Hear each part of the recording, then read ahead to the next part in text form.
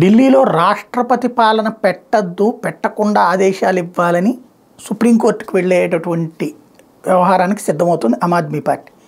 ముఖ్యమంత్రి జైల్లో ఉన్నాడు. యాజ్ ఫర్ ఇండియాలో ఉన్నటువంటి నామ్స్ ప్రకారం ఏ రాష్ట్రంలోనైనా, దేశంలోని ఏ పార్ట్లోనైనా ఒక ప్రభుత్వ జీతం తీసుకునే ఉద్యోగి 2 రోజుల పాటు జైల్లో ఉంటే అతన్ని సస్పెండ్ చేయొచ్చు.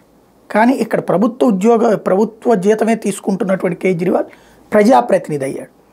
కాబట్టి అందులో ముఖ్యమంత్రి, యాజ్ ఫర్ నామ్స్ ముఖ్యమంత్రి కూడా ఒక బాధ్యతే, సస్పెండ్ చేయొచ్చు. కానీ అది ఇంతవరకు ఎక్కడా జరగలేదు. ఎందుకంటే ఎవరూ కూడా ముందుగా రాజీనామాలు చేశారు కానీ రాజీనామా చేయకుండా ఉండలేదు.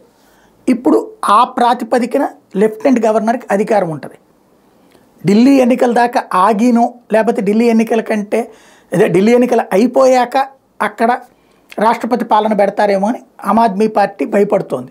అందుకని ముందుగానే దాన్ని ఒక రచ్చ చేస్తే ఢిల్లీ ఎన్నికల్లో తమకి అవకాశం ఉంటుంది. ఇప్పటికే పంజాబ్లో క్రిందసారి 4 వస్తాయి, దఫా 6 వస్తాయని అన్ని సర్వేలు చెప్తున్నాయి. కాబట్టి కొత్త ఎత్తుగడ ఢిల్లీలో కనీసం ఇంతవరకు ప్రతిసారి కూడా ఢిల్లీలో అసెంబ్లీ గెలుస్తున్నారు కానీ పార్లమెంట్ ఓడిపోతున్నారు.